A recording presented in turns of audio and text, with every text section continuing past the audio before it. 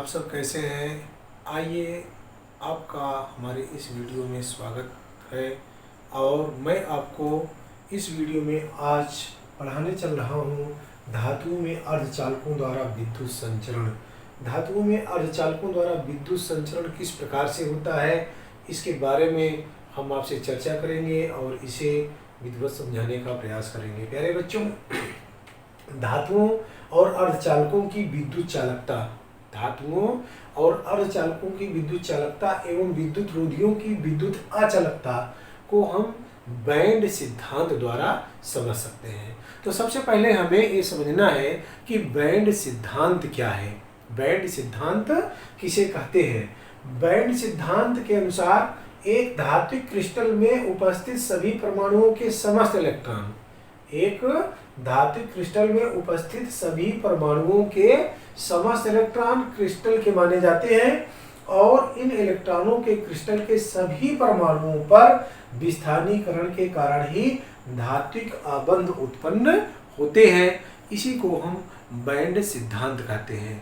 और बैंड सिद्धांत को हम, जैसे कि आपको कक्षा 11 में ऊर्जा बैंड मतलब ऊर्जा बैंड आपको बताया था, पढ़ाया था, समझाया था। तो ऊर्जा बैंड में मॉलिक्यूलर ऑर्बिटल थ्योरी के अनुसार, MOT के अनुसार, इनमें जब इलेक्ट्रॉन आपस में ऊर्जा बैंड में प्रदर्शित किए जाते हैं तो इनमें दो, एक बॉन्डिंग और एक एंटी बॉन्डिंग, बॉन्डिंग और एंटी बॉन्डिंग क्षेत्र होते हैं, इलेक्ट्रॉन होते हैं जो आपस में, जैसे हम मान लेते हैं किसी परमाणु का N इलेक्ट्रॉन है तो N इलेक्ट्रॉन का N/2 क्षेत्र जो होता है एंटी बाइंडिंग होता है और N/2 क्षेत्र जो है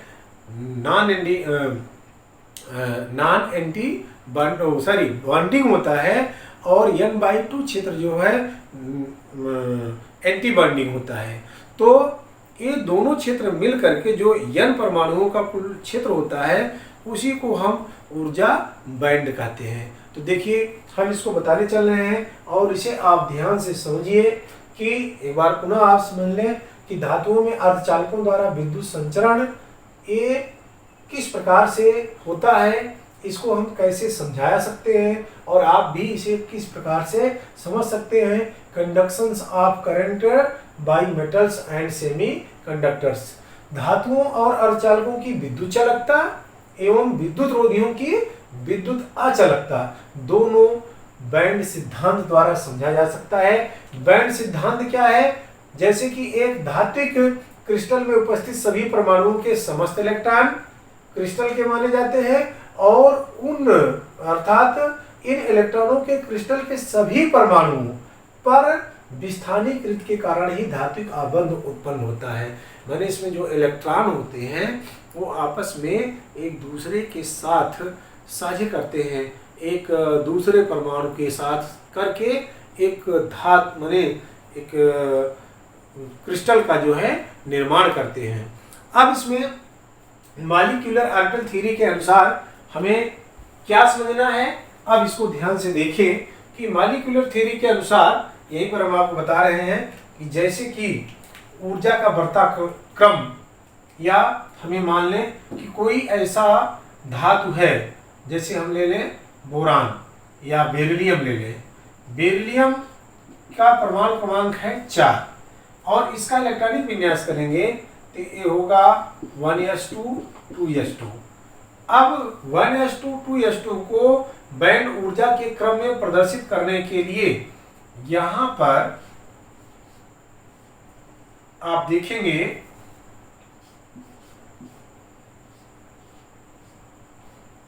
ए एटॉमिक ऑर्बिटल है, एटॉमिक ऑर्बिटल, ये भी एटॉमिक ऑर्बिटल है।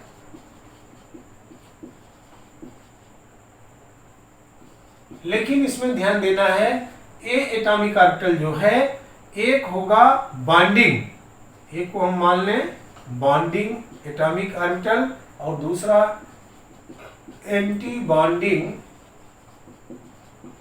Atomic orbital. अब इन ऑर्बिटलों से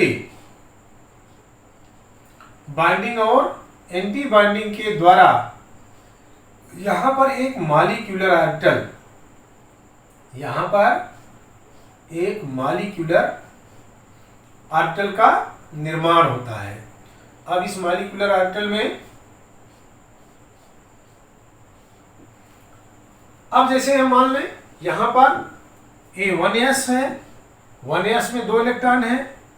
अब ये 2 इलेक्ट्रॉन में एक इलेक्ट्रॉन यहाँ, एक इलेक्ट्रॉन यहाँ, ये दोनों आपस में मिल करके ये बॉन्डिंग, ये हो गए बॉन्डिंग, और यहाँ पर ये हुआ एंटी बॉन्डिंग।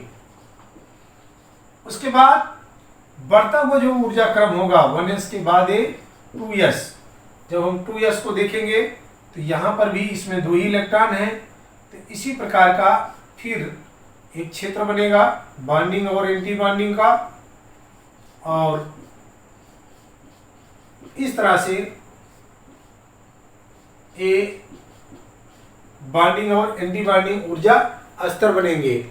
अब हम ये मान लेते हैं कि यहाँ जो ऑर्बिटल बना हुआ है ये n ऑर्बिटल है, और इसमें इसको हम n/2 और यहाँ पर n/2, n/2 बॉन्डिंग ऑर्बिटल और n/2 एंटी बॉन्डिंग ऑर्बिटल, ये दोनों आपस में मिल करके n ऑर्बिटल का निर्माण कर रहे हैं।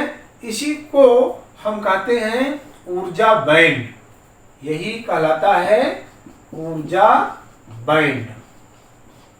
अब जब इन दोनों के ऊर्जा बैंड को निर्मित प्रदर्शित करते हैं तो इनके परमाणुओं के माने जो इलेक्ट्रॉन होते हैं उन इलेक्ट्रॉनों के स्थिर होने में यहाँ पर कोई ना कोई स्थान बच सकता है। मान लेते हैं इसके बीच में थोड़ा सा ये स्थान बच गया, तो इस थोड़े से स्थान को हम निषिद्ध क्षेत्र या निषिद्ध बैंड कहते हैं। इसको हम इस प्रकार से भी प्रदर्शित कर सकते हैं कि जैसे यहाँ पर कोई दूसरा हम ले लें कोई परमाणु, जैसे हम यहाँ पर बोरान लिए थे, यदि हम लिथियम ले लें, लिथियम परमाणु ले लें तो इसमें कुल 3 इलेक्ट्रॉन हैं, और इसके तीनों इलेक्ट्रॉनों को प्रदर्शित करने के लिए यहाँ पर इलेक्ट्रॉनिक कॉन्फ़िगरेशन में 1s2 2s1 हुआ, और इसको दर्शाने के लिए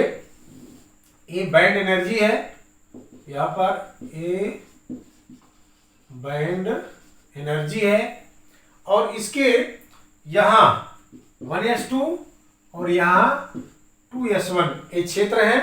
अब इसके ऊर्जा क्षेत्रों को प्रदर्शित करने के लिए हम इसे इस प्रकार प्रदर्शित कर सकते हैं। ये इसका बॉन्डिंग क्षेत्र है, और इसके बीच में दूसरा जब लेंगे तो यहां पर इन दोनों के बीच में एक थोड़ा सा स्थान, अब यहां पर ये दो पूरा ऑर्बिटल भरा हुआ है, यहां पर ये ऑर्बिटल पूरा ना भर के ये आधा भरा हुआ है केवल, अर्थात इस तरह से ये केवल आधा भरा हुआ है। इसके बीच में जो ये स्थान होता है इसको हम निषिद्ध क्षेत्र या इसे हम कहते हैं निषिद्ध बैंड। अब ध्यान देना है कि यहाँ पर ये नॉन कंडक्टिंग होगा और यहाँ पर ये कंडक्टिंग, माने ये कंडक्टर है क्योंकि यहाँ पर क्षेत्र बचा हुआ है, खाली है orbital.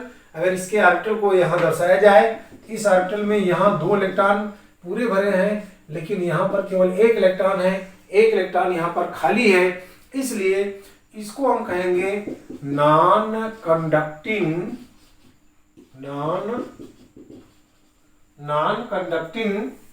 Fully occupied non conducting, क्योंकि ये पूर्ण रूप से भरा हुआ है, ऑक्युपाइड नॉन कंडक्टिंग। और यहां पर होगा ए हाफ ऑक्युपाइड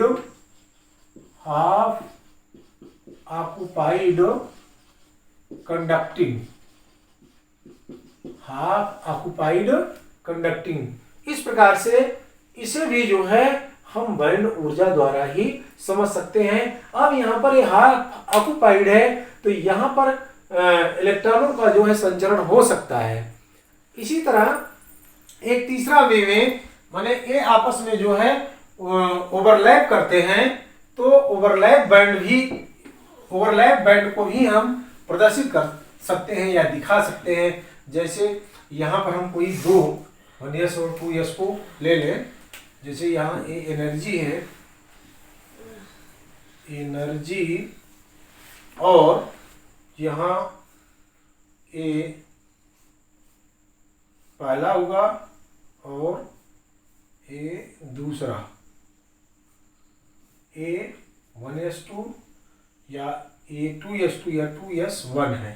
ये दोनों जो है आपस में जो इनके, ये थोड़ा इधर से, ये थोड़ा इधर से, इसका क्षेत्र यहाँ से और इसका क्षेत्र यहाँ से, और इस प्रकार इसका ये यहाँ से। अब इसको यहाँ ऊर्जा बैंड को इसका दर्शाएं, तो ये इस परमाणु का हुआ, और इधर अगर लें तो ये जो होगा ये दूसरे परमाणु का होगा। तो यहाँ जो इतना क्षेत्र जा रहा है इसका है, दूसरा ये क्षेत्र जो जा रहा है ये 2s परमाणु का है, और बीच में जो इतना और क्षेत्र दिख रहा है ये ओवरलैपिंग बॉन्ड ओवरलैपिंग कर रहा है यहाँ पर, इसे हम कहेंगे ओवरलैपिंग बैंड एनर्जी। और यदि इसकी वो दर्शाएं तो हाफ फील्ड है, पूरा आधा भरा हुआ है, और यहाँ पर ये ओवरलैप किया हुआ है। इसको हम यहाँ नीचे वाले क्षेत्र को लिख सकते हैं फुली ऑक्यूपाइड नॉन कंडक्टिंग। यहाँ पर होगा फुली ऑक्यूपाइड नॉन कंडक्टिंग, और यहाँ पर ये है हाफ ऑक्यूपाइड, क्योंकि इसमें आधा भरा हुआ है, और इसको हम कहेंगे कंडक्टिंग। इस तरह से हम जानते हैं कि धातुओं या अर्धचालकों में भी इलेक्ट्रॉनों का या विद्युत का संचरण हो सकता है। माने विद्युत का संचरण इसके कारण जो है इसमें हो सकता है। इस वीडियो में सिर्फ इतना ही। अभी बहुत ही इम्पोर्टेंट इस चैप्टर का अगला एक टॉपिक बताना है, जिसे हम अगले वीडियो में बताएंगे। आज के इस वीडियो में सिर्फ इतना ही। धन्यवाद।